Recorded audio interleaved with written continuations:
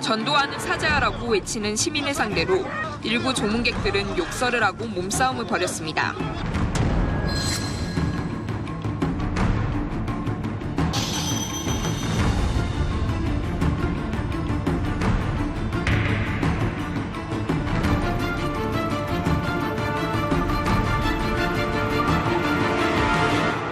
(1980년 9월 1일) 대통령 전두환.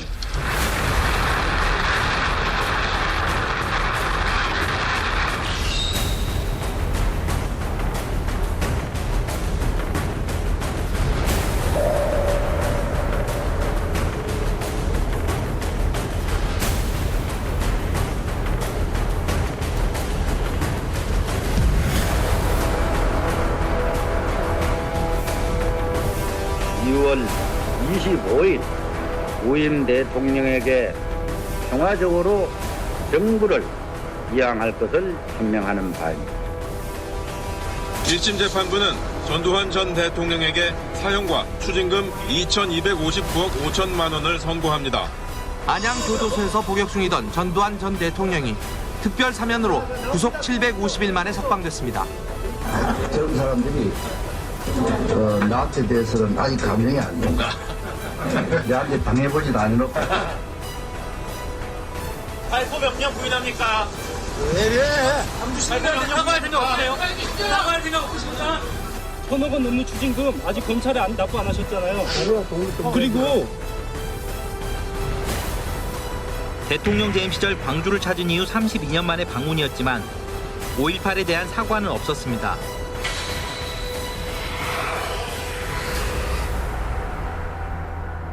전두환 씨 관련해서는 우리 프로에서도 많이 다뤘고요. 특히 이제 현대사 관련해서 이런저런 일들로 얽혀있는 부분들이 많기 때문에 언급이 안 될 수가 없는 인물이기도 했고요. 사람마다 평가가 극명하게 갈리는 인물이기도 합니다. 전두환 전 대통령을 이제 어떻게 평가하냐에 따른 건 뭐 여러 가지 설이 있잖아요. 근데 가장 객관적으로 볼 수 있는 거는 이제 외신들의 반응이 어떤가인데 전직 군부 독재자가 한마디 사과도 없이 사망했다. 이렇게 뉴욕타임즈 같은 경우에는 아예 사형 판결 받을 때 그 죄수복을 입은 사진을 딱 박아놓고 광주 대학살에 대한 사과 한마디도 없이 사망한 전직 군사 독재자라고 얘기를 했고 그 홍콩에 보면 사우스 차이나 모닝 포스트라고 해가지고 신문이 있는데 부처 업 광주라고 표현을 했는데 뭐냐면 도살자. 광주의 도살자가 사과도 없이 사망했다. 외신들의 반응이 이랬어요. 어땠어요? 와, 예? 어떤 기억이 있어요? 전두환 전 대통령. 그 저는 뭐 이제 너무 어렸으니까 이제 뭐 모르겠는데 그냥 저는 그냥 유행어밖에 저는 몰랐어요. 뭐요? 본인은 맞아. 그 유행어 본인은 하나만 일어나가지고 왜 나만 갖고 그래? 뭐 우리는 뭐 전두환하고 싸우면서 보냈고 여러분들 당해보지 않았잖아요. 또 이런 패러디를 또. 우리는 당해봤고 학교 다니고 당해봤고. 혹시 유치장 가보셨어요?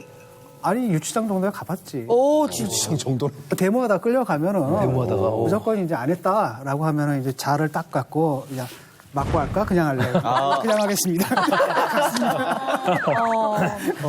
제가 이제 학교 다닐 때는 어땠냐면은 녹화 사업이라 그래가지고 맨날 이제 보안사 끌려가가지고 반성문 쓰고 의도 맞고 이러다가 이제 사고가 나면은 이제 의문사 처리를 하든지 이렇게 됐던 그 시절이었습니다. 그래서 우리한테는 뭐 악몽이죠. 그렇죠. 악몽이고 도저히 용서할 수 없는 그런 사람이고 그런데 사진이 딱 나왔는데 너무 초췌하잖아요. 그걸 보는 순간에 우리를 그렇게 무섭게 했던 사람이 저렇게 변한 거예요. 뭐 하려고 그 짓을 했느냐. 근데 진짜 이게 역사적으로 한 번씩은 좀 이런 사람들이 처단까지는 아니더라도 확실히 책임을 지고 확실히 사과를 하는 모습을 보여줘야 자라는 세대들이 저렇게 행동하면 안 된다는 교훈이 될 텐데 지금 이 순간조차도 끝까지 전두환 씨 옹호하고 죄 없다고 얘기하고 카메라 앞에 나와서 떳떳하게 얘기를 하더라고요. 이거 보고 누가 뭘 배우겠습니까? 역사적으로 봤을 때 그 어떤 독재자도 독재가 끝난 다음에 내가 독재한 것에 대해서 미안하다라고 사과한 케이스가 단 1도 없어요. 내가 사살을 당하든 내가 처형을 당하든 끝까지 난 사과 안 하겠다. 사과한 케이스가 없다니까요. 저는 어렸을 때부터 이제 제일 많이 들었던 게 요즘 들어서도 사실은 그런 게 있는데 간혹가다 택시 타면 택시사님이 이거 먹고 살기 어려워서 얘기하시다가 이제 전두환 때가 좋았지. 뭐 이런 말씀하시는 분들 계세요? 가끔 보잖아요. 그러면 대화를 더 이어가기도 뭐하고. 근데 이거는 우리나라만의 현상은 아니고 전 세계적으로 독재 정권을 거친 제3세계 국가들이 나이 많은 사람들일수록 그때가 좋았지. 라고 이야기하는 경우가 많아요. 왜냐면은 독재에 성공한 장기 독재자인 경우 굉장히 인권 탄압도 심하게 하고 법을 어기고 사람들을 짓밟고 군림했지만 그러면서도 장기 집권이 가능했던 저변에는 당시에 필수적인 그 경제 성장이 있었거든요. 어쩔 수 없는 필연적인 경제 성장. 당시 분위기상. 그러니까 경제는 좋았으니까 그때가 좋았지. 라고 얘기를 하는 거죠. 북한에서도 김일성 때가 다들 좋았다라고. 김일성 때가 네, 좋았지. 그때가 너무 좋았다. 북한에 기사가 났거든요. 뭐라고 이제 말을 했는지 저도 이제 좀 들어봤는데 굉장히 좀 세게 좀 얘기를 했더라고요. 지옥에 가서도 저주를 면치 못할 국악한 대결광. 두 손을 인민들의 피로 물들이고 권력을 강탈하고 민주를 교살한 도저히 용서치 못할 짓떨리는 범죄를 저지르고도 그는 저 세상에 가는 날까지 남조선 인민들에게 사죄를 표명하지 않았다. 인두겁을 쓴 살인마 독재강 철면피. 그러니 저승길에 올라서도 남영 민심이 저주와 비난을 받은 욕도이다. 노예에서 그냥 전두환 대통령을 막 욕하죠. 막 썩어지게 욕하는데 그 전두환 회고록에 있었던 그 북한의 관련 문구들 때문에 그렇게 화를 냈을 거예요. 특히 뭐 이런 거 있었죠.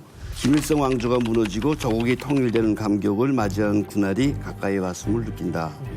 그 전에 내 생이 끝난다면 북녘 땅이 보이는 전방에 오는 고지에 백걸로라도 남아 있으면서 너희 통일을 보고 싶다. 뭐 이런 내용이 김정은을 자극시켰을 거예요. 그 순실은 읽었는데 나는 보다 세기 북한 톤으로. 북한 톤 모르시잖아요. 다들 모르더라고요. 아까 그 남현수도 나보고 북한말 모르는 탈북자라고. 아니 연습 좀 하세요. 아니 연습까지 해야 돼? 북한말을 왜 이렇습니까? 한국말인데 뭐 완전히. 아니 그래도 그렇지. 제대로 한번 해보겠습니다. 오. 조승에 가서도 흡수 통일이 되는 그날을 보겠다는 녹두리이다. 얼마나 동족 대결에 미친 반통일 분자인가.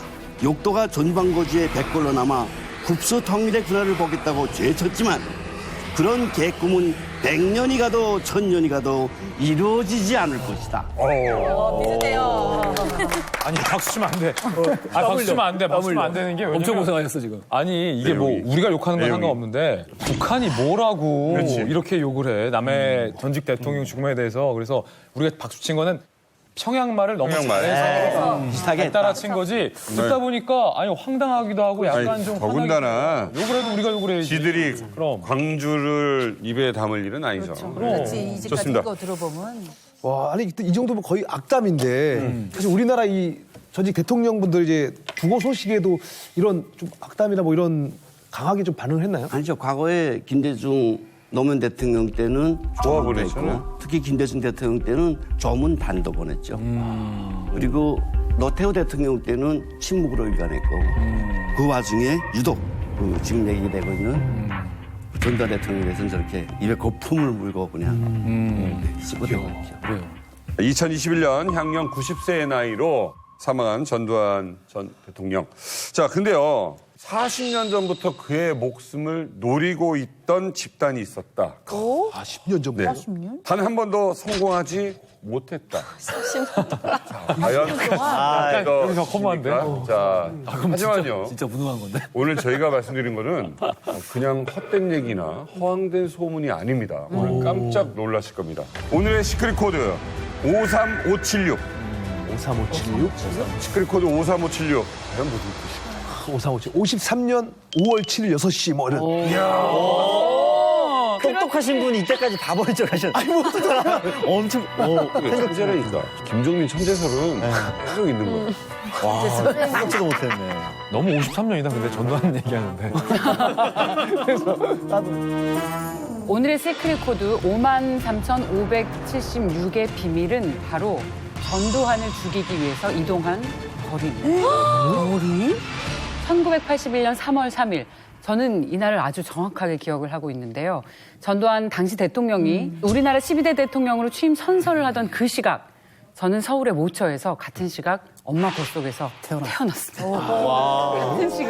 같은 시각. 기억이 생생하죠. 같은 시간이라고? 근데 그게 생생해요? 아이를 공개했나? 본인은 응애.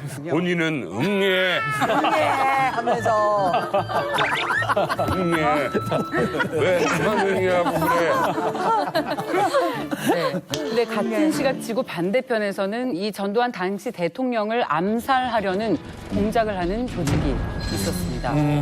이 집단이 암살 작전을 수행하기 위해서 오늘의 시크릿 코드인 53,576km를 계속 전 지구를 돌아다니면서 찾아다녔던 거예요. 지구 한 바퀴를 돌고 조금 더 간 거리니까 얼마나 집요하게 전두환 전 대통령을 죽이러 쫓아다녔는지 알 수 있고 무려 3년간 암살을 위해서 모의를 했다라고 하니까 굉장히 집요하죠. 근데 중요한 건 결국 성공하지 못했다는 건데 그러면 이 53,000km를 어디 쫓아다녔는지 제가 세계 지도에 표시를 한번 해드리도록 하겠습니다. 네. 은밀한 비밀스러운 조직이 캐나다 토론토에서부터 쫓아가기 시작합니다. 그래서 오스트리아의 수도가 어디입니까, 종민 씨? 오스트리아, 저기 알았는데? 비엔나? 빈. 오스트리아 빈으로 갑니다, 이들이. 그리고 마카오로 갑니다. 몸이 너무 가려지는데 좀 안 가리면서. 자, 마카오로 갑니다. 보입니까, 이제? 네. 마카오로 가고, 마카오에서 필리핀 마닐라로 갑니다. 필리핀의 수도 마닐라로 갔다가 또 필리핀에 있는 푸에르토 아줄이라는 곳으로 이동하게 됩니다. 그리고 콩고로 날아갑니다. 아프리카에. 콩고 민주공화국에서 콩고 공화국으로까지 쫓아가고요. 다 따라간 거예요, 이거를? 다 쫓아가는 겁니다. 그리고 잠깐만, 콩고 민주공화국하고 콩고 공화국은 다른 거예요? 다르죠. 콩고 민주공화국과 콩고 공화국은 다르죠. 예, 엄연히 다릅니다. 그리고 가봉의 프랑스빌로 갔다가 또 가봉의 리브르빌로 쫓아갑니다. 그리고 나서 다시 어디로 가느냐? 어디로 가요? 우리가 너무나도 잘 알고 있는 미얀마로 갑니다. 미얀마 알 거. 미얀마로 이동하게 됩니다. 네. 그래서 미얀마에서 이들이 무언가 시도를 하게 되지만 결국 실패하게 되죠. 다시 한번 보시면 53,000km의 대륙들을 쫓아다니면서 집요하게 전두환 전 대통령을 암살하기 위해서 쫓아다녔다는 것을 이렇게 실로 표현하니까 딱 눈에 들어오지 않습니까? 네.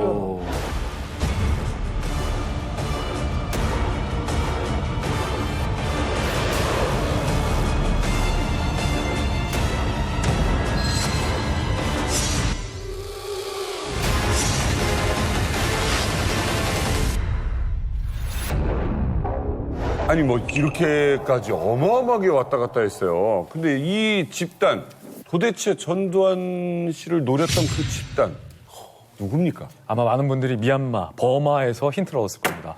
바로 북한의 김일성 주석이었습니다. 뭔 주석이요? 이 둘 사이가 좀 안 좋은 걸 알고서 이렇게 죽이고 싶을 정도로 이렇게 싫어했습니까? 원래 서로 닮은 사람들끼리 싫어하잖아요. 이 김일성이 전두환을 아마 남한의 역대 대통령 중에 제일 싫어했을 거예요. 박정희 대통령이 사망한 다음에 민주화 운동을 통해서 김일성이가 평생 소원했던 소위 조국 통일 된 거다라고 생각하는데 전두환 정권이 딱 들어섭니다. 그리고 남한의 민주화 세력을 완전히 뭉개기 시작하죠. 그러니까 김일성이가 야 이거 뭐야? 이거 통일의 적극적인 시기를 지금 망쳐먹는 놈. 군사 깡패. 군인인데 무슨 정치를 하겠냐. 그런 식으로 얕잡아 보기도 하죠. 자긴 장군이라며. 이게 이제 개인적 선호의 문제는 아니고 북한의 이제 혁명 전략이에요. 그러니까 북한의 혁명 전략은 남한에다가 이른바 자주적 민주정부.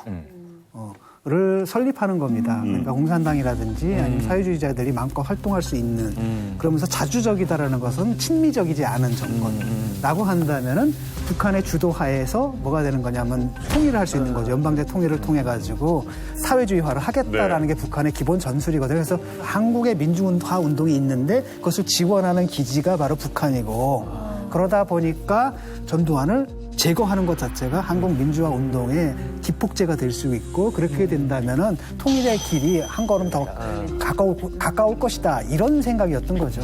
김일성은 전두환 전 대통령을 굉장히 무서워했다고 해요.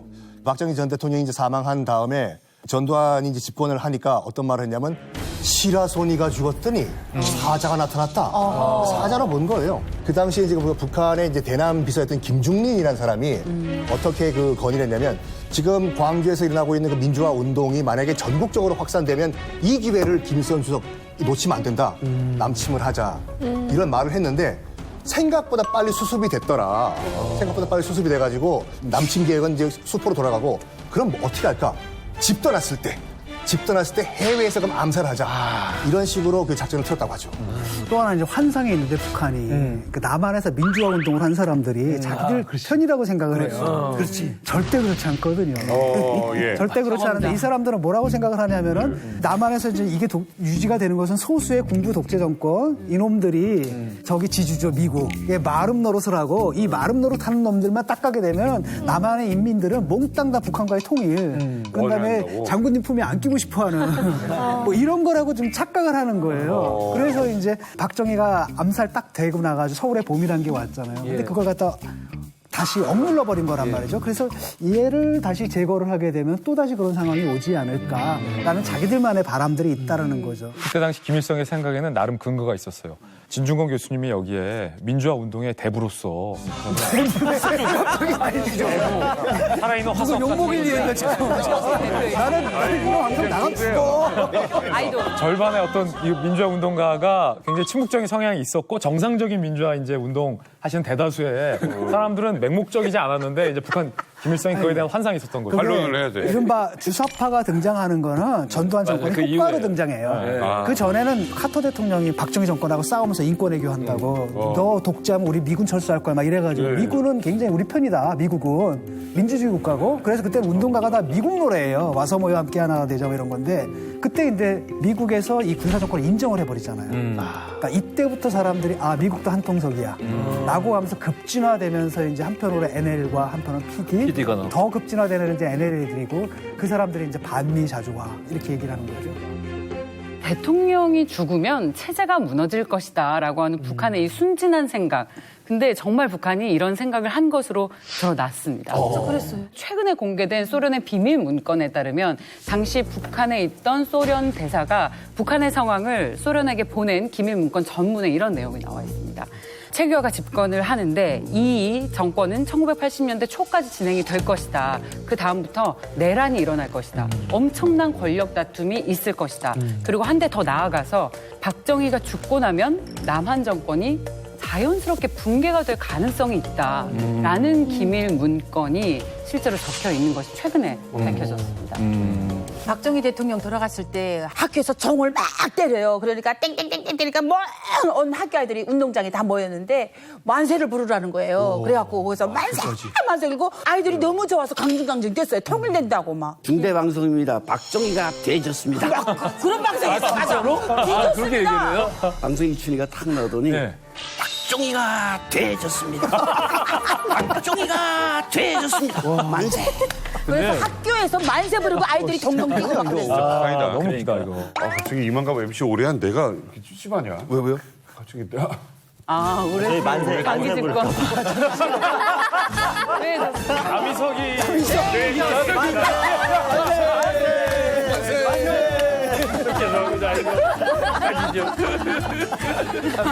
이게 근데 그거 같아 기시감인 것 같아요. 우리나라가 박정희 정권 초기만 하더라도 북한이 우리보다 잘 살았잖아요. 그러니까 그렇죠. 경제적으로 잘 살고 체제가 우위인 쪽에서는 야 저거 별거 아니니까 저 독재자 한 명만 죽으면 금방 무너질 거야라고 착각하기 쉬운데 지금 우리가 사실은 김정일 죽었을 때 딱 그렇게 예상했었어요. 맞아요. 맞아. 저거 체제 별거 아니야. 경제 없어. 김정일 죽으면 붕괴될 거야. 근데 막상 죽고 나서 맞아요. 김정은이 좀 됐잖아요. 그러니까 이제 김정은이 한 일주일 안 보이면 야, 저 김정은 죽으면 북한 별거 아니야. 이게 반복되는 것 같아요. 입장이. 그러니까요. 전두환을 암살하기 위해서 지구 한 바퀴를 돈 북한. 아무튼 스케일부터 다른 글로벌 암살 프로젝트였습니다. 그 시작은 어디였을까요? 자, 가장 먼저 동남아시아의 필리핀인데요. 지도 보시면은요, 빨간색으로 표시가 되어 있죠. 81년 여기서 찍힌 한 장의 사진으로부터 이야기는 시작됩니다. 아니 이거는 영화의 한 장면이잖아요. 그냥 뭐 어디 필리핀 바다인가? 근데 관광객분들 아니에요? 맥주 광고인가요? 1981년으로 거슬러 올라가 보겠습니다. 6월에 필리핀 마닐라 공항에 저 2명의 백인 남성이 도착을 했습니다. 수도 마닐라에서 자동차로 2시간 동안 떨어져 있는 곳으로 가면 푸에르토 아줄이라는 휴양지가 나와요. 옛날에 스페인 갑부의 별장이었습니다. 그리고 워낙 고급 휴양지다 보니까 필리핀 현지인들은 없어요. 오히려 외국 사람들이 오고 아주 비싼 리조트와 또 전 세계 100대 골프장에 들어가는 고급 골프 코스도 있습니다. 이런 곳에 이 두 사람이 그냥 여느 관광객들이랑 똑같이 와서 쉬고 사진도 찍고 뭐 구경도 하고 해요. 그런데 뭔가 일반 관광객들과는 다른 건 곳곳을 찾아다니면서 조사를 하고 뭔가 모의를 하고 사진을 수백 장씩 찍는 거예요. 블로거 아니에요? 보통 사람들이 아닌 것 같은데 무언가를 은밀히 모의하고 작전을 짜는 모습을 보였습니다. 네. 이들의 정체가 오늘 시크릿 코드의 관건입니다. 와, 아니 그냥 사진을 보기엔 너무 평범한 그냥 미국 동네 아저씨 분들 같으신데 네. 이분들이 뭔가 연관 있나요? 전 세계를 무대로 활동하는 살인 청부업자 그리고 실제 킬러였습니다. 심지어 그 사람들은 무소속도 아니고 소속이 있는 전문 살인 청부업자. 저렇게 착하게 생긴 아니 너무 동네 아저씨 같은데요. 세계에서 가장 잔혹하기로 유명한 테러 단체 소속입니다. 바로 KK 소속의 테러 집단이었습니다.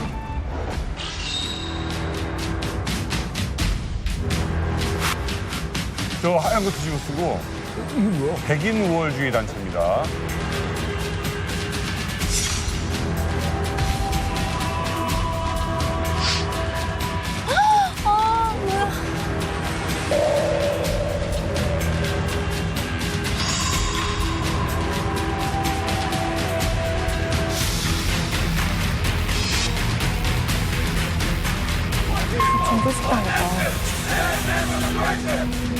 지금도 있어요?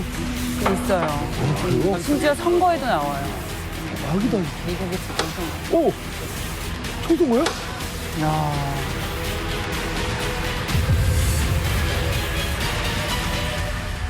KKK가 언제부터 국제 테러를 돈 받고 사청을 받았나요? 원래 만들어졌던 KKK는 아니에요. 변질된 거예요. KKK가 뭐의 약자냐면 큐클락스 클란이라는 거의 약자인데 큐클락스는 이제 그리스어로 서클이란 말이에요. 원형을 그린다고. 클란은 클랜이란 영어 단어 이제 단체란 말이 많죠.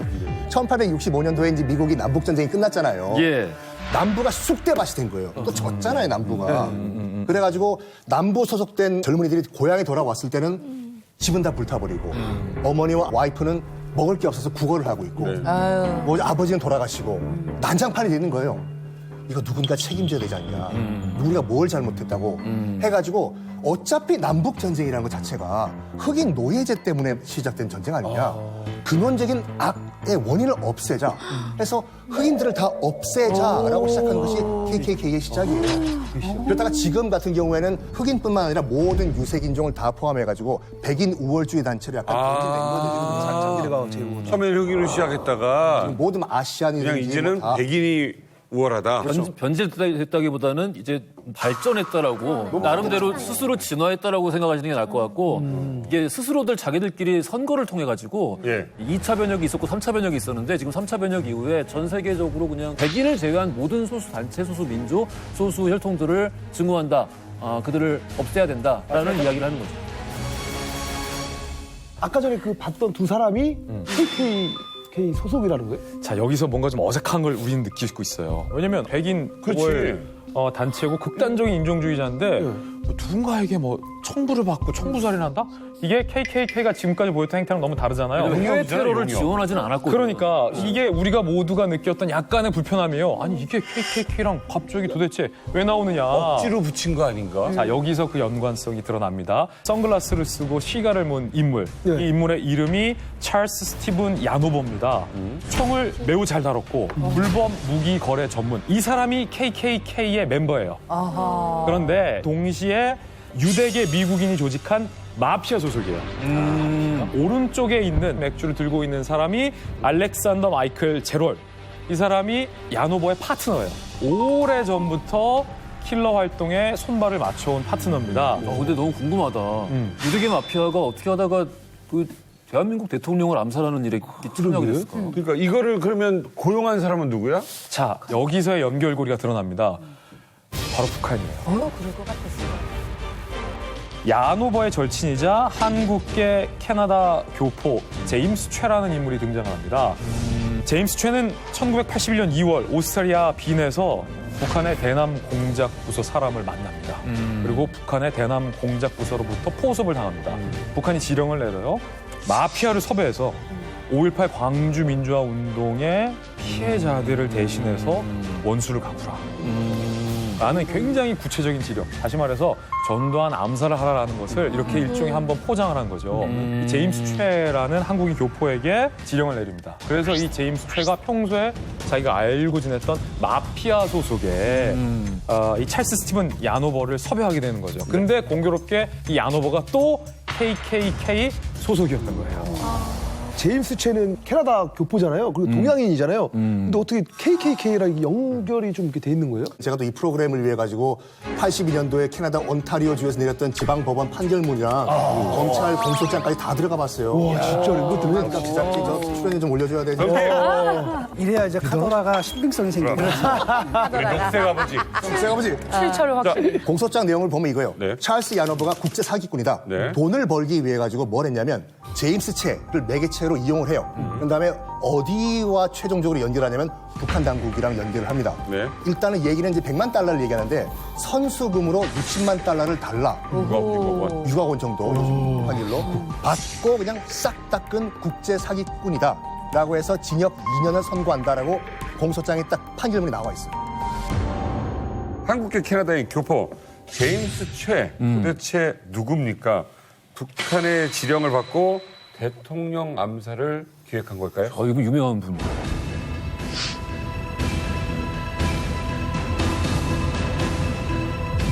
아, 이분이세요? 뭐야? 북한의 태권도를 만든 북한 태권도가 우리랑 달라요. 아, 달라요? 아, 최영이 아들이네. 최영이 유명하잖아, 우리. 이만큼 북한도 유명하고.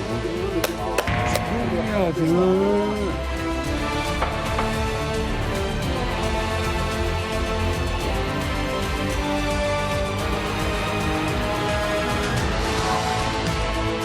와, 멋있다. 우와.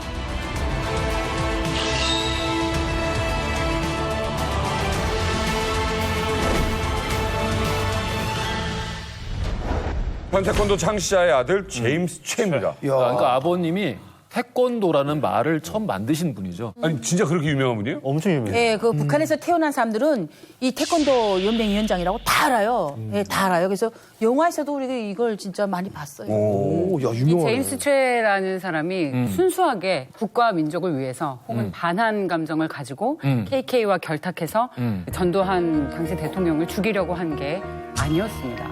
그의 아버지는 저희가 지금 살펴본 것처럼 지금의 태권도의 형태가 갖춰지도록 이제 소위 태권도의 창시자라고 하는 최홍희라는 분인데 남한에서 시작하셨죠. 예, 근데 이분이 캐나다에 있는 한국 대사관 앞에서 반한 시위를 하기도 했습니다. 그리고 그 이후로 최홍희는 한국을 떠나서 캐나다에 있을 때 북한을 수시로 넘나들면서 북한의 주민들에게 태권도를 전파하고 계속 북한과 아주 큰 친분을 쌓게 됩니다. 그래서 이때 이제 캐나다 교포 사회에서도 이분을 중심으로 그 반국가 단체가 생기기도 했습니다. 그래서 북한에서는 통일전선부에서 명을 내리는 거죠. 그러니까 일본의 조총련 비슷한 그런 교민 단체를 하나 이제 만들어. 캐나다에서요? 네. 물론 이제 캐나다에는 교민들이 많지 않기 때문에 규모가 크지는 않았지만 그런 시도가 있었다고 합니다. 7, 80년대 미국도 그렇고 캐나다도 그렇고 굉장히 대한민국 정부에 악감정을 갖고 있었어요, 교포들이요. 제가 이제 유학을 했던 90년대 초반만 하더라도 같은 학교에서 교포 학생회와 유학생 학생회는 서로 상종도 안 했어요. 진짜요? 협회가 달랐어요. 이 정도로 대한민국의 악감정을 갖고 있던 상태였기 때문에 우리 동포들을 학살한 전두환 소장을 우리가 가만 놔둘 수 없다. 복수를 하자라고 마음먹었던 사람 중 한 명이 제임스. 사실 뭐 아버지를 통해서 이제 좀 북한 이제 어떻게 보면 공작원이 됐잖아요. 근데 이제 KKK 킬러하고 이제 전두환 암살을 어떻게 계획을 했어요? 제임스 최는 실제로 최근까지도 뭐 조국과 민주주의를 위해서 자기가 주체적으로 했다라고 얘기하고 다니지만 실상은 그냥 북한 공작원 역할을 했던 거예요.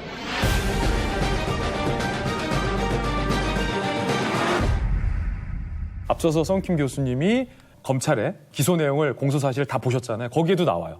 북한에 의해서 어쩔 수 없이 포섭된 자가 있고 북한 공작원처럼 주도적으로 활동하는 자의 행동 양상이 다른데 제임스 최는 후자였다. 북한이 믿고서 공작금을 제임스 최에게 덜컥 맡깁니다. 자그마치 150만 달러를 제임스 최가 운용할 수 있게끔 북한이 전적으로 신뢰를 해요.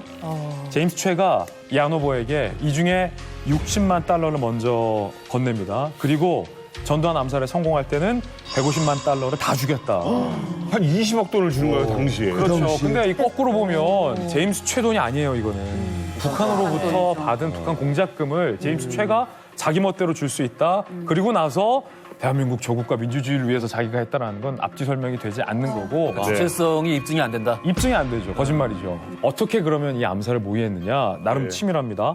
마카오에 가서 방탄조끼를 사요. 그리고 비엔나로 가서 총기 한 벌을 사요. 왜? 한 번에 한 나라에서 안 사는 이유. 흔적을 남기지 않기 위해서. 꼬리 잡히지 않기 위해서. 방탄조끼, 총기 다 군데에서 따로 사는 등 나름대로 굉장히 치밀하게 준비를 합니다. 그 속에 또 살겠다고 방탄소끼를 산 거예요, 본인이. 어떻어? 자, 1981년 7월 6일 북한이 자신의 목숨을 노린다는 것을 알 리가 없는 전두환 대통령은 필리핀으로 향합니다. 1981년 6월 25일 이걸 했어. 전두환 대통령은 남아시아 국가연합 순방을 정상외교 여정에 그냥 북한인 것 같아. 맞아, 북한이다.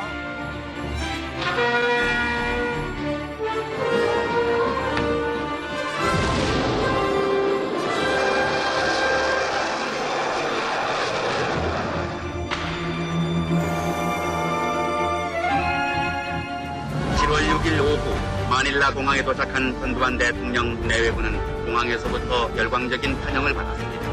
전두환 대통령 내외부는 마르코스 필리핀 대통령과 이밀다 여사의 영접을 받았습니다.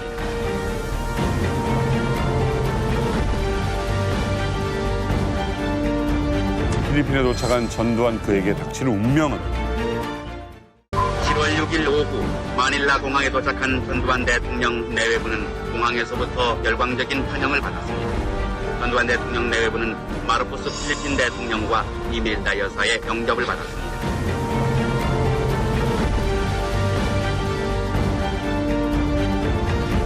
필리핀에 도착한 전두환 그에게 닥칠 운명은 당시 필리핀 대통령은 페르디난드 마르코스입니다. 마르코스 하면 이제 독재자의 전형이기도 하고 집권 전에 항일운동 이력을 내세워가지고 집권에 성공을 하고 굉장히 장기간 독재를 하고 시민의 불복종 시위에 의해서 끌어내려지고 마지막에는 하와이로 망명을 해서 거기서 죽음을 맞이한. 그래서 전두환과 같은 독재자면서 독재자로서는 상당한 선배기도 하고 실제로도 절친한 사이였습니다.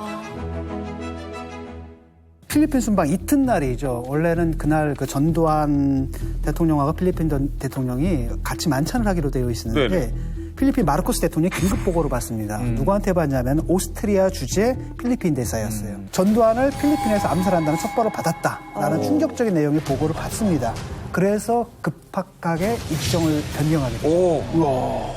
아니 어떻게 이게 들통이 난 거예요? 제가 봤을 때는 야노보가 약간 간이 배 밖으로 나온 것 같아요. 그러니까 지금 암살 음모를 꾸미기 바로 직전까지만 하더라도 이 야노보가 국가급 범죄를 저질렀다가 깜빵에 들어갔다가 나온 상태였거든요. 그럼 당연히 당국은 주시를 하죠. 그렇죠. 제2의 제3의 또 어떤 뭐 범죄를 저지를지 바로 이제 뭔가 꾸미고 있어 이 친구가. 야노보가 뭐 비엔나도 갔다가 마닐라도 갔다가 또 뭐 어떤 동양인과 만나고 해가지고 캐나다 검찰이랑 그다음에 이제 FBI, CIA가 공동으로 조사를 해보니까 딱 드러난 거죠. 필리핀에서 이런 음모가 지금 진행되고 있다. 바로 필리핀 당국이 통보를 한 거죠. 그래요. 캐나다 연방경찰국 뭐 이런 데서 이제 뜰 거 아니에요. 근데 이게 너무 뭔데? 이거 어떻게 검거가 되나? 국제 전문 킬러이자 전문 청부살인업자잖아요. 그렇게 쉽게 잡힐 리가 없죠. 전두환이 필리핀에 오기 일주일 전에 미리 도망갔어요. 이미 자리를 떴습니다. 네, 미리 도망을 갔습니다. 7월 1일 정도에 필리핀에 있는 호텔로 전화가 와요. Hello? Yanova, run away! It's time. Get it.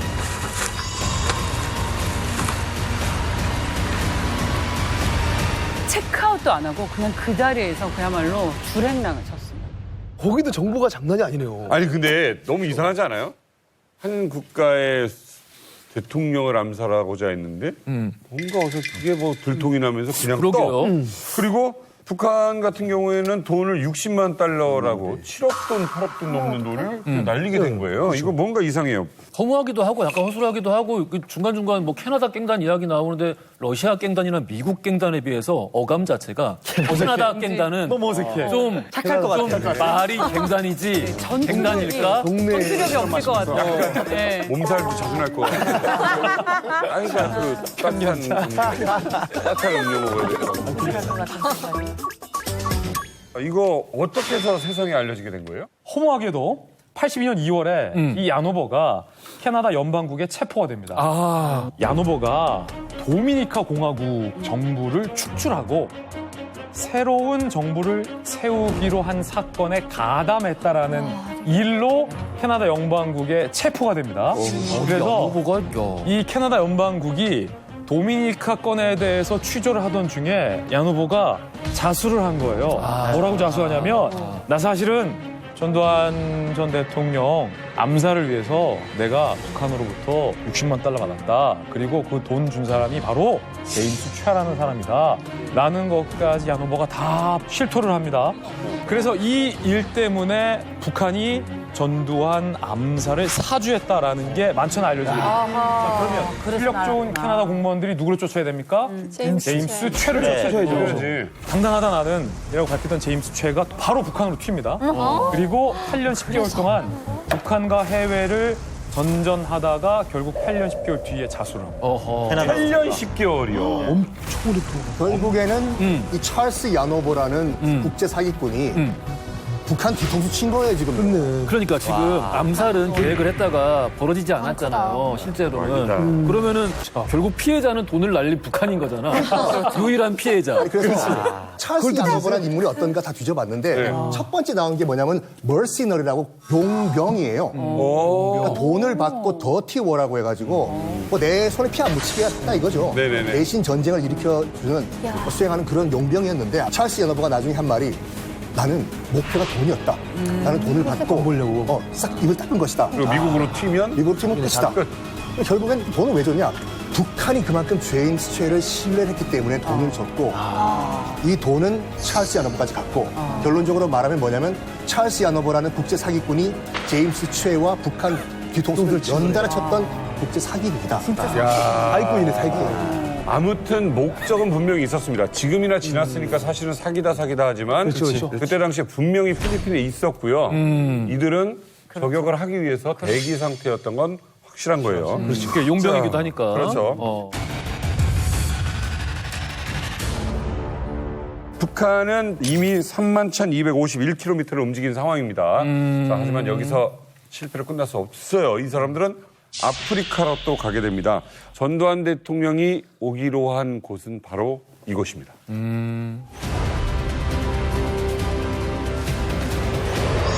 진짜 집요하게 달라붙어 다니네. 진짜 멀리까지.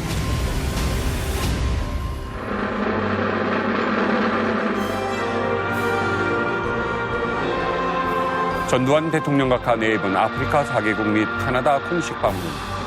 전두환 대통령은 8월 16일 오전 우리나라 국가원수로서는 처음으로 아프리카 4개국을 비롯해서 캐나다 등 5개국을 공식 순방하기 위해 장도에 올랐습니다. 그러니까 아무튼 이때 그 열심히 뛰는 대통령으로 뉴스 많이 나왔어요. 바다 건너 멀리 있는 나라, 흑인이 사는 나라, 미개한 나라, 이렇게만 알려진 아프리카가 이제 어린 학생들이 가슴에 가깝게 와 닿고 있습니다. 케냐는 좀 적도에 위치해 있는 것 같은데 그 케냐의 온도에 대해서 좀 알아봤어요. 전 대통령의 순방으로 인해서 아프리카에서 입는 패션쇼. 그 헐렁하고 또 편안해 보이는 그 부브라는 그 간단한 원피스 형태의 옷이 우리나라에서도 유행하지 않을까.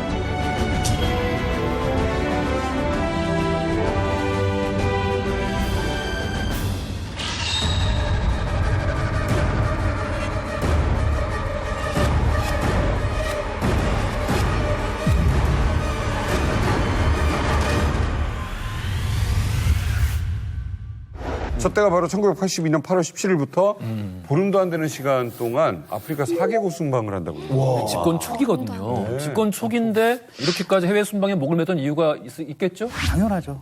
국내에선 전혀 인기가 없어요. 지금도 대통령들이 지지율 떨어질 때 지지율 올리시려면 나갔다 오시면 돼요. 어쨌든 기억나는 게 계속 해외 순방을 다녔고 계속 기념우표가 발매가 됐고 그 다음에 계속 우리가 동원됐던 이 기억이 아직도 나요. 그건 왜냐하면 없는 정당성을 바깥에 돌아다니면서 거기서 획득하려고 한 거죠. 전두환 대통령이 순방 예정이 없던 타국입니다. 이 콩고 민주공화국에 의문의 일본인 관광객 하나가 도착을 합니다. 1982년 8월 4일 콩고 민주공화국 킨샤샤에 있는 국제공항에 일본에서 출발해서 유럽의 한 나라를 거쳐서 착륙한 비행기가 도착을 했습니다. 여기에는 일본인 남성 2명이 타고 있었어요. 근데 겉으로 언뜻 보기에는 다른 관광객들이랑 똑같아요. 그리고 그들을 환영하기 위해서 입국장 앞에 피켓을 들고 마중 나온 한 남자가 있습니다. 말단 외교관은 두 일본인에게 바로 여권을 보여달라고 해요. 근데 여권을 보고 나서 확인을 했는데 이상한 점이 있습니다. 여권에 아무것도 없는 거예요. 여권이 깨끗했어요.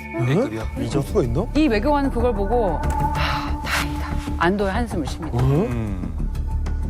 여권 보시면은 이게 출입국 거기서 심사할 때 바로 이렇게 도장을 찍어줍니다. 이렇게. 그렇죠. 이렇게.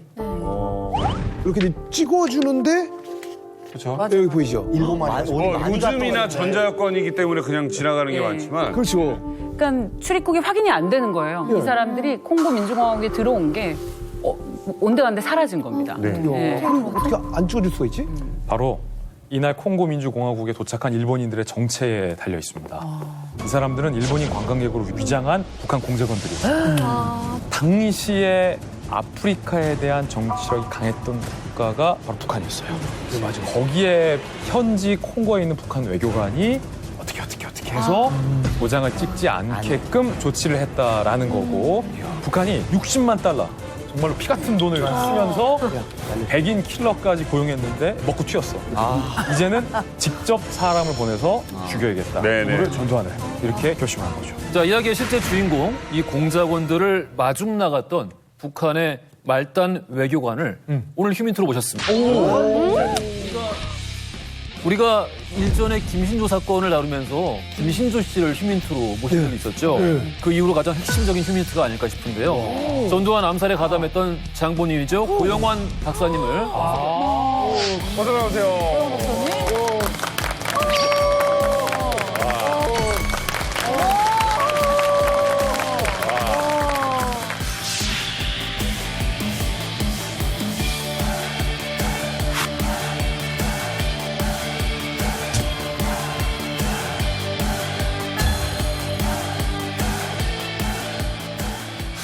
이렇게 박사님을 뵙게 될 줄 진짜 몰랐습니다. 사실 망명계에 이 족보가 있다면 레전드죠. 저 위에 있는 분이에요. 태영호 의원 전에 외교관의 망명 아마 그 최초 아니었을까요? 뭐 김정일 말이 처음으로 조국을 배반한 외교관. 와, 저도 너무 신기하고 아니 저도 너무 궁금한 게 진짜로 이 전두환 전 대통령 그 암살 이 계획에 투입이 됐었던 거예요? 그렇죠. 그러니까 그 당시에 자유공화국, 지금 콩고 민주공화국으로 바꿨는데 거기 이제 3등서기관 했었는데 갑자기 불려나가서 그래서 뭐 조국 통일을 위한 대업에 중대한 임무를 맡게 됐으니 하겠느냐. 그래서 하겠습니다 하고 그 작전에 투입이 된 거죠. 북한 외교관이 그 출입국 도장이 없는 깨끗한 여권을 보고 안도의 한숨을 내셨다고 할 때 그게 무슨 말이지 했는데 그분이 이분이셨던 거예요. 안도의 한숨을 쉬신 분이. 어떻게 하신 거예요, 그걸? 그 대정보조사부에서 사람이 와서 그 사람들을 맞아들였고 대사방에 오라 그래서 그냥 간단히 맥주 한잔 하지. 저는 맥주 한잔 하는 줄 알았죠. 네네. 그러니까 거기 이제 조사부 과장, 책임지던 대사, 그리고 나. 그러고 앉았는데 그제 대사 보고는 대사는 잠깐 나가 있으라고. 뭐 대사도 세긴 한데 조사부 과장보다는 세진 못하고. 이게 뭐 저만 남았는데 그 사람이 이제 저한테 어떤 쪽지를 주면서 거기에다가 뭘 쓰라고 그런 거죠.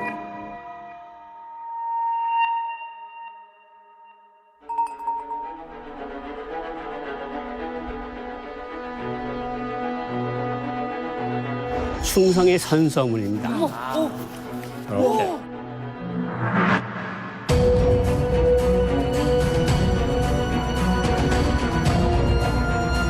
도용하는 노동당과 친애하는 지도자 동지의 지시에 따라서 조국 통일을 위한 역사적인 사업에 동원되게 되었습니다.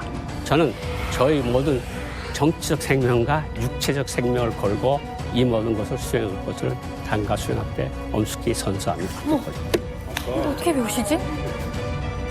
저는 그게 지장을 찍는 순간부터 심장이 내 심장이 아닌 거죠. 벌렁벌렁. 김일성이 처음 봤을 때 느꼈던 그 팡팡팡팡 심장 뛰는 느낌. 아, 내가 뭔가 굉장히 영광스러운 일에 동원돼서 내가 앞으로 이제 밝게 빛나겠구나, 뭐 이런 생각을 한 거죠. 당시에는. 당연히 신임이라고 생각하지, 그럼. 그러면 하달받은 혹시 임무가 오신 분들 이렇게 좀 케어하시는 그런 임무였나요? 저한테는 임무를 안 내주고 그때 과제만 주는 거예요. 네네. 그때 당일 과제만 주는 건데 공항에 가서 두 사람을 데려오되 여권에 그 사람이 여기 자유로공화국에 들어왔다는 게 찍히면 안 된다. 아니 어떻게 도장이 안 찍히게 들어올 수가 있어요? 돈이면 다 통하던 때가 있었습니다. 아, 돈이면 되는. 국정경비 책임자가 잘 아는 사람이라 친구가 오는데 사실 불법적으로 오는 거다. 그래서 그냥 아무런 흔적도 남기지 말아야 되는데 그 대신에 당신이 위험을 무릅써야 되니까 충분히 보상을 하겠다. 얼마면 되겠냐. 그래서 뭐 돈을 마음대로 쓰라 그랬으니까 저는 그때 달러가 그렇게 많은 줄 처음 봤어요. 뭉치로 한 30만 불 정도. 당시에 달러 힘이라면 어마어마한. 도장 안 찍히는 대신 3억을. 양심이 있어서 1,000불만 뽑아가지고 충분히 가능하거든요. 그냥 콩고 그 당시 뭐 한 달 월급 얼마였겠어요? 그죠. 제가 3등석이 한 월급이 320불이었어요. 그리고 그 사람들은 아마 국정경비대 대장이 그때 한 캡틴이었던 것 같은데 그때 한 300불, 250불, 300불. 아니 근데 참 많은 사람이 있었을 텐데 왜 나냐? 뭐 그렇게 높은 계급도 아니고 왜 뽑혔을까요? 제가 그 동아프리카 국에 있었거든요. 네. 그리고 현지에 나간 지가 2년이 넘었고 그리고 뭐 꽤 빠릿빠릿했어요. 꽤 빠릿빠릿하고 뭐 저는 그 어떤 임무라도 수행할 자신이 있었고 그래서 뭔가를 수행하면 내가 당과 수령 앞에 큰 충성심을 보일 수 있겠다는 그런 생각을 당시에 한 거죠. 아니 그러면 암살을 계획한 목적지가 어디였던 거예요? 목적지가 좀 의외예요. 바로 가봉이었습니다. 가봉. 당시 전두환 전 대통령의 일정을 보면 일단은 케냐, 그리고 나이지리아, 그리고 가봉, 그리고 아프리카 세네갈인데 이 세 번째 목적지 가봉이 바로 그들의 거사의 타깃 목적지였다는 거죠. 아프리카 4개국 중에 왜 하필 이 세 번째 가봉을 택했는지가 저도 좀 궁금해요. 말레이시아 쿠알라룸푸르 김정남 암살. 그런 큰 사건이 있을 때는 현지 대사관이 거기서 현장 지휘부입니다. 근데 그걸 가봉이면 가봉이 만들 수는 없거든요. 가봉에서 일을 하니까 그 옆 나라에다가 만들어 놓고 이제 작전을 하는 건데 케니아는 북한 대사관이 없고 외교 관계가 없습니다. 두 번째 나라가 나이제리아인데 나이제리아인들이 가지고 있는 자존심이 굉장히 강해요. 나이제리아는 잘못 건드리면 큰일 나요. 가봉은 요게 남과 북과 똑같이 수교하면서 약간 북한 쪽에 기울여 있는 그런 나라였어요. 북한으로서는 남북한 관계를 다 가지고 있으면서 친북 국가들에 둘러싸여 있는 친북적인 국가들에 가면 아무래도 좀 대통령하고 친하니까 좀 봐줄 거라는 여러 가지 작전상 계획을 짜서 가봉이라는 나라를 선택을 합니다. 북한의 김일성이 일찍부터 아프리카 외교에 힘을 기울여 왔기 때문에 아무래도 아프리카에서 이렇게 움직일 수 있는 운신의 폭이 넓지 않았을까 싶기도 하고요. 전두환이 반대로 이제 외교적으로 가장 힘을 쏟았던 국가가 가봉입니다. 여기는 이 대통령 이름 아까 잠깐 언급되긴 했는데요. 대통령 이름이 봉고예요. 왜 봉고차? 그래서 이제 우리 차가 같은 이름의 차가 있잖아요. 아, 그게 거기서 이제 나온 건가? 그렇진 않고요. 세상 일이 그렇진 않잖아요. 세상 일이 그렇진 않잖아요. 우연치 않게 이름이 같아서 외교하면서 많이 이용을 했다고는 합니다. 예, 차를. 이게 지금 말씀 잘하신 게 특히 박정희 정권 때는 가봉의 수도에 백화점까지 지어졌어요. 진짜? 그 레노베이션이라고 해서 레노바숑일 거예요, 프랑스어로. 유신 백화점이라고 지어졌어요. 저기 15층짜리 저기 백화점인데 당시 70년대 우리나라에도 저런 백화점이 드물었거든요. 근데 저 백화점이 결과적으로는 약간 실패라는 것이 뭐냐면 저 때만 하더라도 가봉이 우리보다 잘 살았어요. 근데 이렇게 보시면 돼요. 우리보다 못 사는 나라가 우리나라에 백화점을 지어준 거예요. 근데 그러면 당시 가봉 사람들은 약간 왜 지어주지? 왜? 했겠지요. 더 문제는 뭐냐면 팔았던 물건들이 다 한국 물건들이었거든요. 뭐 그럴 수 있지. 근데 사이즈가 안 맞은 거예요. 한국 옷 같은 게. 크니까, 좀 키가 크니까. 그리고 또 여기서 인종차별을 좀 한 것 같아요. 누구한테? 그 주인들이 가봉 손님들한테 그 가봉 출신 종업원들도 약간 한국 주인들이 마음에 안 들었나 봐요. 그래가지고 약간 일부러 가격도 싸게 팔고 장부도 조작을 해가지고 약간 가봉 현지 직원들과 한국 주인들과 뭐 다툼 아닌 다툼이 있어가지고 문을 닫았어요. 근데 가봉백화점에서 양복은 잘 만들었겠는데요? 가봉이라서요. 가봉이라서.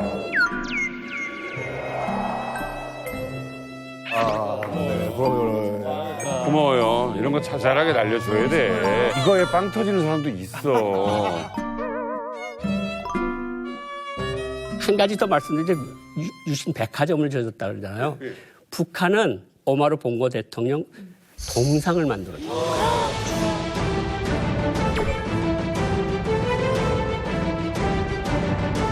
그 나라도 약간 1인 독재 국가잖아요.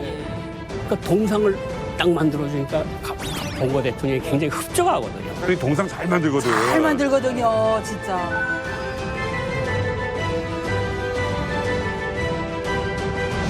평양에 2번이 나왔댔어요. 지금도 기억 생생해요. 77년도에 북한에서 대집단 체조, 10만 명 집단 체조를 할 때 카드 섹션 하는 애들 몽땅 바꿔가지고 한 달 내내 밤새껏 연습해. 그때 이제 오마루 봉고 대통령이 와서 딱 폼나게 구경하고 아 우리 공화국에서 이렇게 나를 칭송해 주는구나. 감동했겠는데? 그 다음날 한국에 왔다는 소리잖아 지금. 뭐 말도 안 돼. 백화점 받아가고 북한에서 쌀 받아가고. 맞아, 한국도 왔어요. 글쎄요. 그러니까. 지금 들어보니까 그 다음에는 한국에 오고 또 다 갔다 오고 한국에 오고. 제대로 했네. 외교 제대로 했네. 애초에 가봉에서 암살 계획을 짰었잖아요. 그러면 가봉에 있는 북한 대사관 직원들을 선발해서 보냈으면 되는데 지도를 보면 가봉과 콩고 민주공화국은 굉장히 가까운 거리는 아니잖아요. 근데 왜 하필 저렇게 했나요? 아니 주변국 북한 이 외교관 쓰면 되는 거 아닙니까? 이제 아프리카는 김일성이 참 공을 많이 들인 국가들인데 거기서 탁 뭐가 터지면 제일 먼저 북한 대사관이 주의를 받고 감시를 받고 할 거 아닙니까? 그랬었고 그러니까 알리바이를 만드는 거예요. 그것도 옆에 나라도 아니고 옆에는 또 콩고 인민공화국이에요. 그거보다 한두 걸음 더 들어서 콩고 민주공화국에서 사람들을 쓴 거죠. 아무튼 뭐 콩고 민주공화국 이렇게 멀기도 하고 좀 이렇게 돌아서 가고 막 그래요. 예. 그 사람들을 데리고 SUV거든 차가. 네네. 먹을 것 천지입니다. 먹을 것 천지? 그러니까 정어리 통조림부터 시작해서 사르딘, 뭐 라비올리 뭐 이렇게 해가지고 이제 그 왜 캠핑하는 그것까지 다 실어가지고 근 13일을 우리가 추적을 하며 다녔는데 제일 먼 루트가 킨샤사, 브라자빌, 그다음에 쭉 올라가서 야온데, 그다음에 은빈이라는 도시가 있고 그걸 통하면 리브르빌 들어가거든요. 지금 박사님 다닌 길이요. 계산해 보니까 우리 제작진이 했으니까 4,000km를. 아, 근데 4,000km면 제주도에서 북한의 제일 끝에 러시아랑 맞닿는 곳까지 거기가 1,000km인데 직선 거리로. 거기를 지금 한 번, 두 번, 세 번, 네 번을 왔다 갔다 해요. 네 번을. 아니 걸어서 세계 속으로 그래서 아프리카 걸어서 세계 속으로 들어오면 저 아프리카는 자신이 있습니다. 정말 50개 나라 다 다녔으니까. 한 번도 어떤 호텔에 들어가서 잔 적이 없고 한 번도 어느 식당에 가서 밥 본 적이 없어요. 샤워는 차에서만? 다 산에서 사람들 안 보이는 데서 텐트 치고 어떤 조그만 마을을 지날 때 예를 들어서 먹을 게 떨어지잖아요. 그럼 슈퍼마켓 들어갈 때 나만 들어가게. 양손에 쥐고 나와서 그 사람들은 그냥 있는 거죠. 근데 솔직히 말하면 저는 그 사람들이 뭘 하는 사람들인지 몰랐어요. 둘이 갔는데 정말 뭐 하는 사람들인지 몰랐어요. 제가 그때 일본 여권이 새빨간 여권이라는 그때 처음 알았어요. 아니 그럼 대화도 안 하셨어요? 그럼? 제가 그 옆에 그 조사부 책임지도하고 그 욕하는 소리 있잖아요. 찌읒, 비읒, 이읒. 예. 저거 왜 대우고 다니는 거야. 찌읒, 비읒, 이읒은 이러면서. 근데 뭐 그 사람은 책임지도는 계속 웃기만 하고. 알아들었구나. 그래서 그냥, 그냥 너는 운전하고 우리 통과만 시켜주면 돼. 너 그냥 많은 걸 알려고 하지 마. 북한말로 했을 거 아니에요, 서로. 둘이서 북한말 했고, 둘이서는 일본말만 하고. 일본말을 했어요. 자기끼리 정했네. 일본인인 줄 아신 거예요, 그때까지 진짜? 일본말 하는 것도 소곤소곤 얘기해서 이게 공작의 법칙인가 보다, 저는. 원래 저러나 보다. 원래 저 사람들은 저런가 보다. 저건 그냥 인간도 아니고 무슨 기계인가 보다. 가야 말 한마디도 안 해. 몸은 피곤하고 뒤에 있는 일본 사람들은 계속 자기들끼리만 속닥거리고 앉아있고 텐트를 자고 뭐 이러면서 무려 4,000km를 달려서 목적지인 가봉의 수도에 도착을 합니다. 자, 근데도 아직도 이게 뭐가 목적인지 아직도 모르는 거잖아요. 네, 그 사람들은 저를 가라 그러고 조선 사람들끼리만 합니다. 충성의 선서 모임을. 우리는 이제부터 아까 그 선서문에 쓴 거하고 거의 비슷한 내용을 반복을 하고 이제 죽자. 조국을 위해서 죽자. 목숨을 바치자. 우리 목숨은 초계다. 초계? 북한에서 목숨을 상가수령을 위해서 초계와 같이 바친다 그래요. 지푸라기처럼 바치자. 바치자. 조국통일. 이러면서 그때까지도 전두환이 죽인 놈을 아직도 몰라요, 저희는. 대사관에 돌아와서 이 얘기고. 그리고 우리는 죽을 각오를 다 했었습니다. 우리는 죽을 각오를 다 했었고, 우리는 자포갈 결의도 생각도 다 했었습니다. 우리가 죽으면 고동지에게 공화국 영웅칭호를 꼭 주라고 저희들이 유서를 썼습니다. 자, D-Day가 이틀밖에 남지 않은 상황인데요. 김부자에 대한 충성을 맹세하고 목숨을 담보하는 비장한 각오로. 네. 자, 공작원들은 본격적으로 암살을 준비하기 시작했습니다. 맞습니다. 그때 공작원들이 가장 중요하게 챙겼던 준비물이 있었거든요. 바로 저기에 있습니다. 뭐야, 저거 뭐야? 바로 저기에 있습니다. 뭐야, 저거 뭐야? 저 하나원에서 받았던 가방 같아. 하나 이민 거. 이민 가방 아니야? 이불이랑 그렇지. 이불! 하나원에서 이불도 줘요? 이불 줘. 이불? 네. 왜? 계속 밖에서 자야 되니까 이불이 필요했을 것 같아요. 침낭? 자, 무게는? 너무 무겁다. 방탄조끼. 방탄조끼. 무반동포. 그럴 수 있다. 아니, 지금 뭐냐면 총이랑 바지 깎고 이런 게 없어, 지금. 암살을 하려면 암살도 누가 있어야지. 꽤 묵직하다. 잠깐만, 알로. 안 다치셨어요? 갑자기 툭. 설마요. 통화자 씨가 갑자기. 사람이요? 그때 우리 박사님과 그 일행들이 준비한 겁니다. 이게 뭐라고 긴장돼?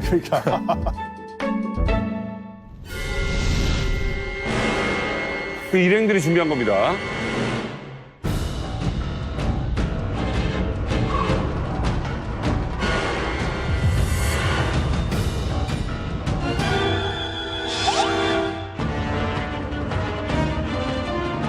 오리발. 오리발.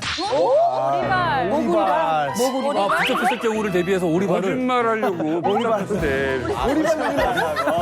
오리발. 아니라 우리 모른다. 이게 왜냐면 오리발 내밀어? 거잖아. 난 이거 뒤에 일본인들 난데 광캐나이. 광캐나이. 팀부동. 김보드. 어머, 산소통. 오리발과 산소통이었습니다. 그래요.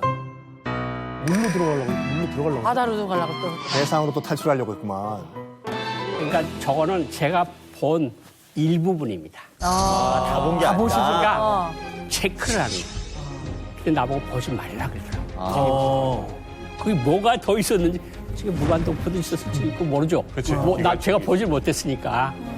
제 생각엔 폭약이 있었을 것 같은데, 어쨌든 저거를 보고, 저 사람들이 해상으로 탈출할, 그러니까 여러 가지 계획이 있었겠죠. 이란.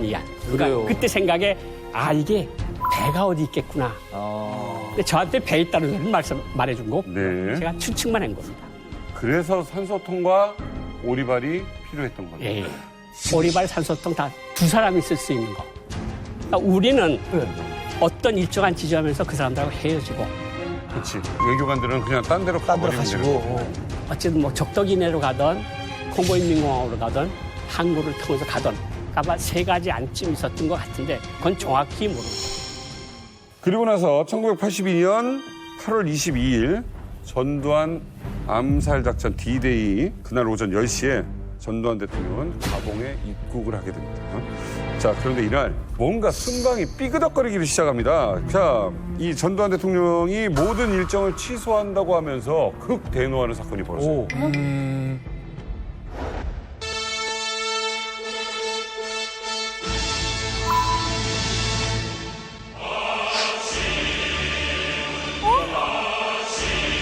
이거는 북한의 나라 이강산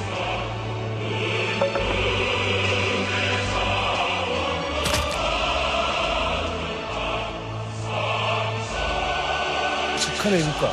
참 우리 시대가 얼마나 좋아진 거야. 이걸 틀고 있다. 방송에서. 시대가. 아니 이게 그러니까 결국 그런 거 아니겠습니까? 제 예상에는 우리나라 국가가 나와야 되는 시점에서 북한 국가를 연장 게 아닐까 싶기도 한데. 예, 바로 그겁니다. 자, 전두환 전 대통령이 암살 모의 직전에 대노하면서 순방 취소하라 라고 해서 뭔가 테러를 눈치챈 거라고 생각했었는데 사실은 그게 아니라 그러면 전두환 전 대통령이 딱 비행기에서 내릴 때 보통은 타국의 대통령이 도착하면 공항에서 그 나라 국가를 연주해 주죠. 전두환 전 대통령이 딱 내릴 때 동해물과 애국가가 나와야죠. 하는데 그게 나와야 되는데 이 북한 애국가가 나온 거예요. 그렇지.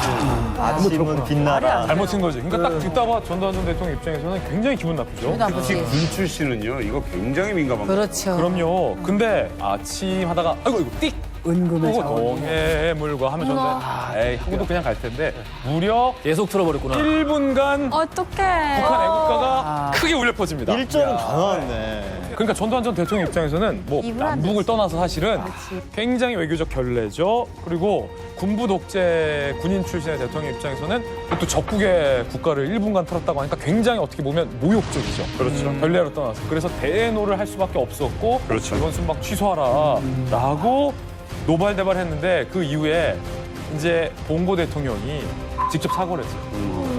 그러면서 이제 겨우 이제 이 사건이 무마되게 됐습니다. 어쨌든 이 사건 이후로 봉고 대통령이 경호원을 한국인으로 바꾸었습니다.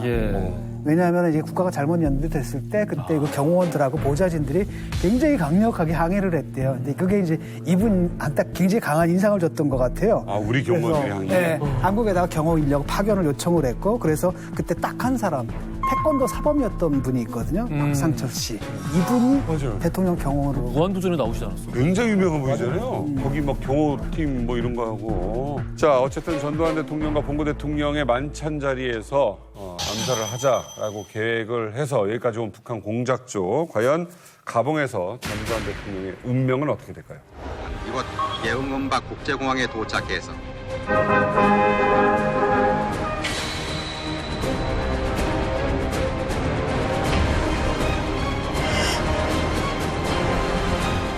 (9월 1일) 오후 전두환 대통령은 아프리카 4개국과 캐나다 순방을 마치고 귀국했습니다. 자, 무사 귀국? 귀국했네요. 우리는 이번 5개국 순방이 세계의 오지로 아득하게만 여겨지던 아프리카 대륙과 자, 대통령이 순방을 안전하게 끝나고 한국에 입국을 했습니다. 가봉까지 갔는데 작전에 실패를 한 거네요. 그러면은 당시 공작조, 그러니까 박사님 포함해서 이 시점에 어디 있었나요? 국가가 울려 퍼지고 있을 때. 리브르빌 현지에 가봉 수도에 있었고요. 그 작전을 준비하고 있었고 여러 가지 물체들을 이제 확인을 하고 있었고 다 이제 되는가 보다 이제 고생 끝인가 보다 했는데 이제 무선 통신이 들어왔고 무전이요? 무전이 무전이 들어왔는데 단거리 무전 있죠. 이렇게 하고 뭐 어바하는 무전기. 워키토키. 예, 워키토키 비슷한 거. 네네. 암호 비슷한 걸 주고받았어요. 그다음에 끝냈어요. 무전을 끝내고 딱 한마디가 작전 취소다. 직전에.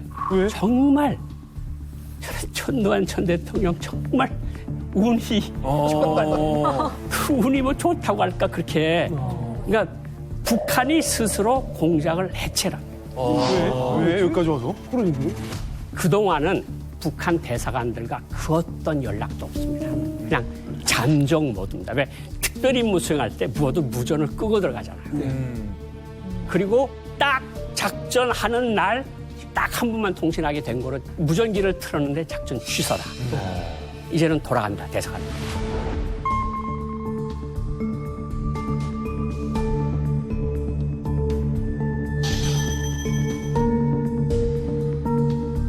처음부터 아주 철저하게 교육을 시킨 거예요. 그러니까 저한테 우리가 조선 사람입니다라고 말하기 전까지 전혀 눈치를 못 줬어요. 그러면 이제 결과적으로 이제 언젠가는 말을 하잖아요.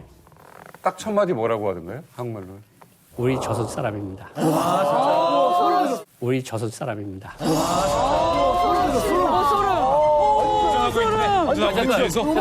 어떤 순간에 그 말이 나온 거예요? 며칠 작전이 취소가 되고 돌아오는 길에 고동식 저희는 조선 사람입니다. 제가 머리카락 서로. 언니 뒤에서? 중간에 얼마나 많은 얘기를 했겠어. 나는 저 왼쪽 새끼 털 싫더라. 막 욕했는데. 그럴 수 있는데.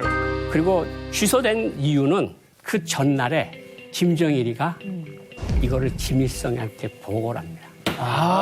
그러면 이 계획을 만든 건 김일성이 아닙니까? 김일성이는 전혀 몰랐고요. 아. 김정일이가 모든 계획을 짜고 82년도면 이제 거의 모든 것을 다 가졌을 때입니다. 배송을 받았을 거지. 뭐 당 가져가고 안전 가져가고 이제 외교도 80년도에 다 가져갔거든요. 김정일이가 제 생각엔 그렇습니다. 이건 제 생각입니다. 아버지 몰래 큰 공을 세워서 아버지한테 정말 최종 도장을 찍으려 한 게 아닐까. 그런데 하려고 하다가 너무 부담스러웠던 것 같아요. 하루 전날에? 하루 전에. 그러니까 하루 전에 김일성한테 가봉에서 이런 일을 하려고 합니다. 준비돼. 김일성이가 대노를. 그게 무슨 미친 소리냐. 내가 60년대부터 아프리카에 든 공이 얼마고 들인 돈이 얼마인데 그거를 왜 아프리카에서 하느냐. 그거 한 방에 끝날 수 있지, 관계가. 취소하라. 김정일이 말씀으로 연락이 됐고 그날에 딱 한 번만 연락하게 됐을 때 그냥 모든 것을 취소하라. 와, 이거 무전 안 닿았으면 어떡해. 그러니까. 진짜 김정일이가 아마 혼자서 다 하고 마지막에 보고했으니까 이런 상황이 벌어진 건 맞는 것 같아요. 근데 그보다 더 중요한 건 난 고 선생을, 고영환 선생을 선생이라고 불러본 적이 없어요, 지금껏. 그럼 뭐라고 불러요? 형이라고 그랬어요. 형? 인정하십니까, 동생으로? 근데 이 형 이런 말은 처음 들어 지금 놀라고 있어. 이거 뭐야 진짜. 이런 얘기 얘기 안 하셨어요? 아직도 부담이 아시죠? 동생 아니네. 그 혈서 쓴 게 아직도 유효한 거예요, 그러면?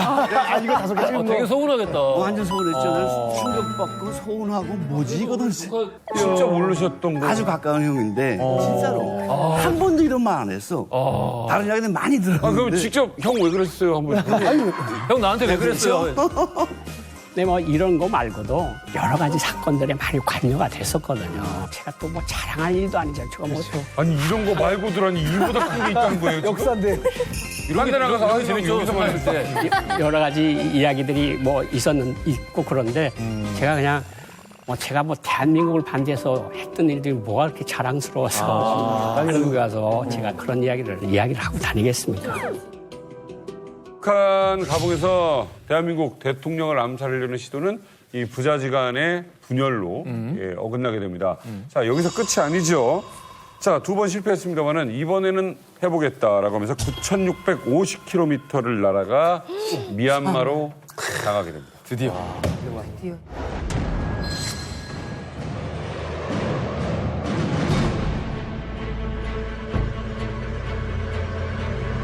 전두환 대통령 내외부는 버마, 인도, 스리랑카 등 서남아시아 3개국과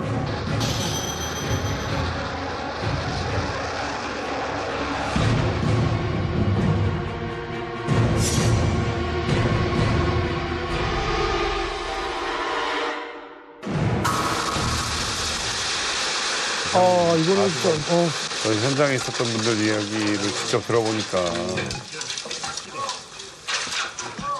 엉뚱한 사람들이다. 예.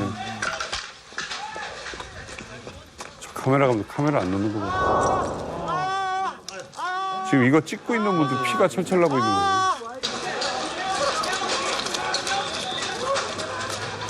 지금 불러요. 잠깐만 빨리 안 불러요.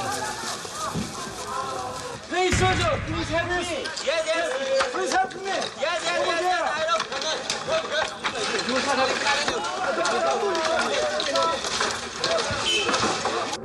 일행은 서로의 생사를 알 수 없었습니다. 믿을 수 없는 일이 벌어진 것입니다. 연대 해시대 개막과 더불어 국군 개척의 기수로 헌신해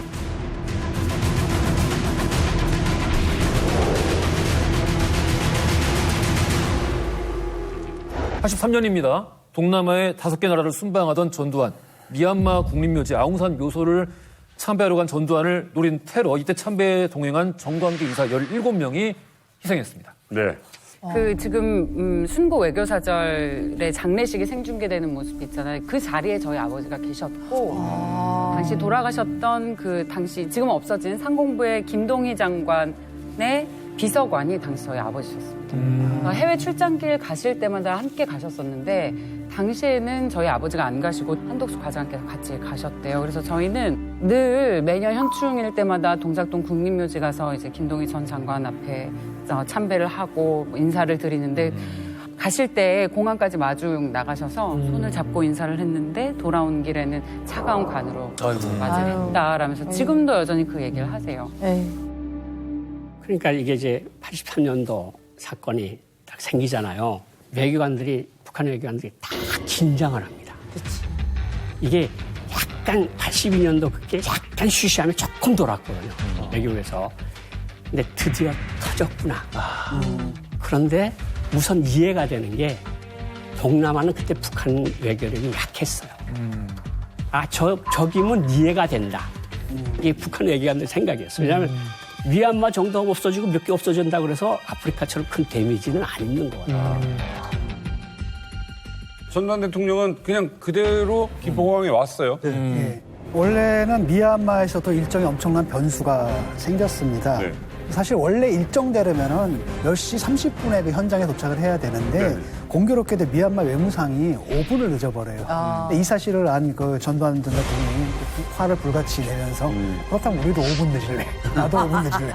라고 해서 5분 늦게 도착했는데 그때 이제 거기서는 10시 30분에 성급하게 눌러가지고 실제로 아직 전두환 대통령 도착하기 전에 거기서 미리 기다리던 수행원들이 당해버린 거죠. 그리고 이 사건 진범이 결국 잡히잖아요. 네.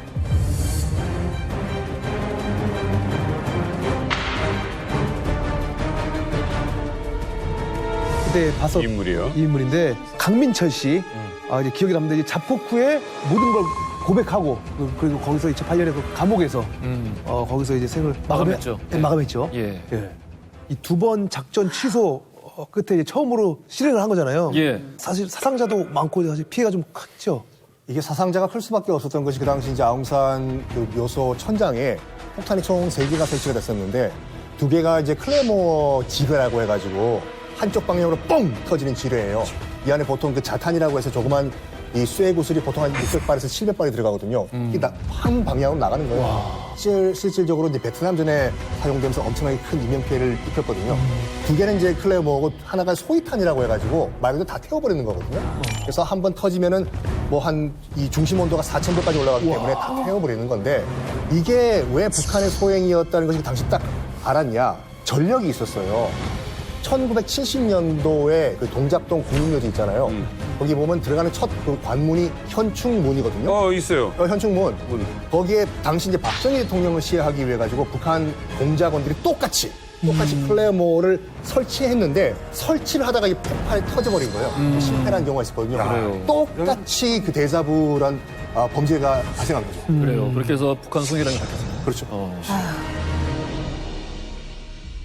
고영한 박사님께서 그 어디에서도 밝히지 않았던 이야기를 오늘 이만갑에서 풀어주시겠습니다.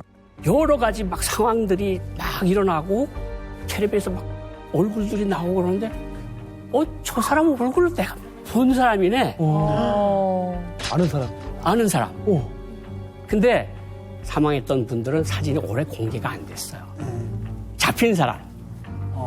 근데 그 잡힌 사람이 제가 82년도에 있던 그때 돌아다니던 일본 사람 행사를 했던 사람 중에 한 명이에요.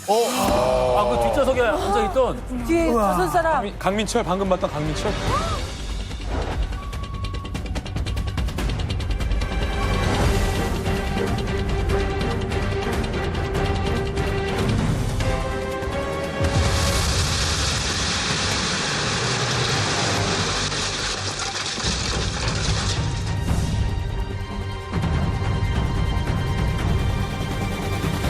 정말 충격적으로 받았던 거는 대박이다.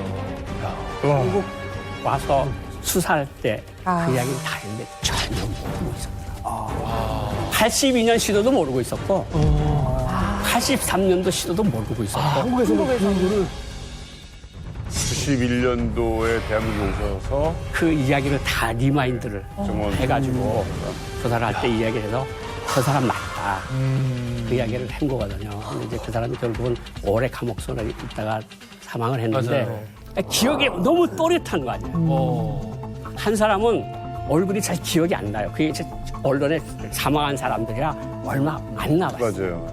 그냥 뭐 이렇게 약간 시신 같은 거만 이렇게 나오고 그랬는데 저 사람은 잡혔으니까 얼굴이 나왔고 그래서 제가 기억을 해요. 아니 그 사망한 분도 혹시 그때 그분일 수도 있는 거잖아요.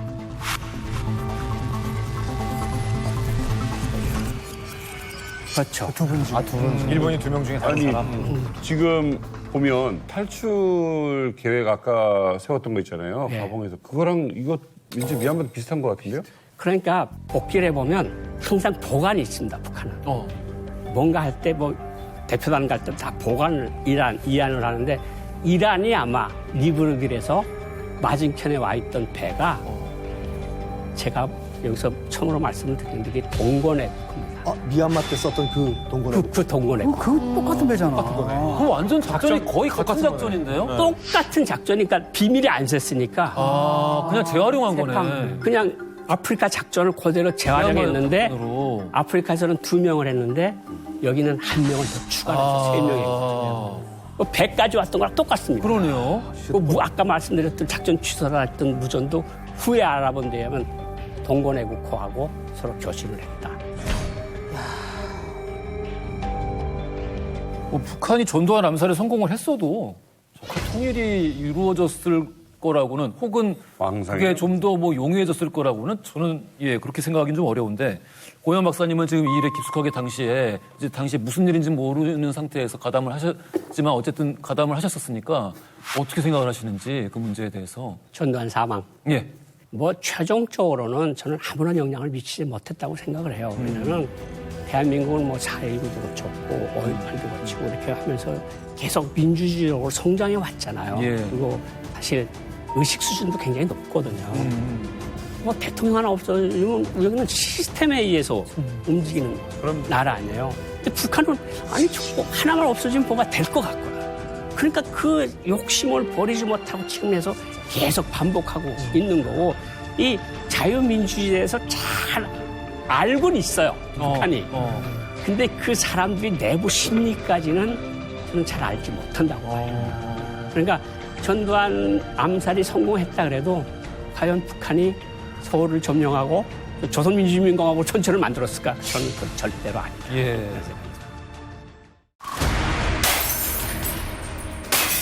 전 지금 탈북해서 지금 보는 거잖아요. 너무 놀라요. 왜냐면 우리 수령님과 장군님이 그 초상화를 깨는 걸 떠나서 먼지만 올라가 닦지 않았다는 걸로 해서 잡혀가는 판에.